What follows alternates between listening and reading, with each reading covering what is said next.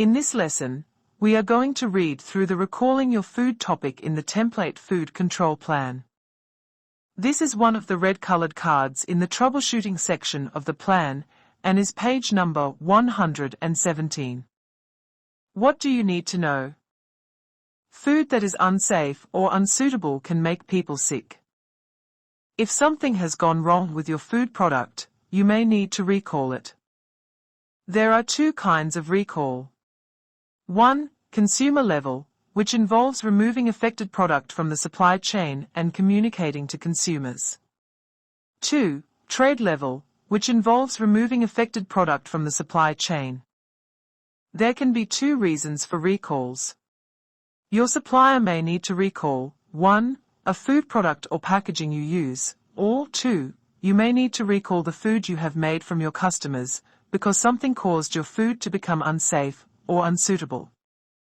You do not need to recall food if it has been eaten immediately, for example, a hot pie from a bakery or a meal served in a cafe. If there is a safety or suitability issue, then the food should be removed from sale and discarded or set aside and clearly labeled not for consumption. The records you keep will help you in the event of a recall.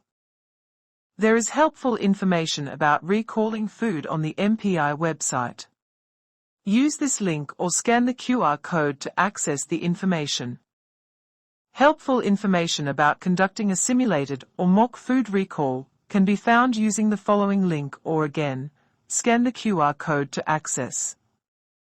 Why is it important to have good records and a recall procedure?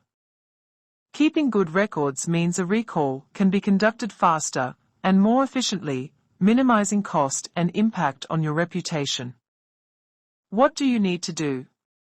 If you and your staff have become aware that food you have at your business has been recalled by the supplier, you must be able to identify if your food has been affected. Identify if the recalled food is on display, in storage, or has been used as an ingredient in another food. Identify if the recalled food is being used in your business. Separate any recalled food and label it as hold, do not use. Tell your supplier how much of their affected product is at your food business. Arrange for affected product to be picked up and or disposed of. If you and your staff have made and sold food which is unsafe or unsuitable, you must do all of the following. Gather information, understand the problem. Identify which products and batches are, or might be, affected. Identify where the affected products are. Put affected products on hold. Inform your verifier of the problem, or call this 0800 number and ask to speak to a food coordinator, or email food recalls at the email provided. Carry out a risk assessment. Decide on an action.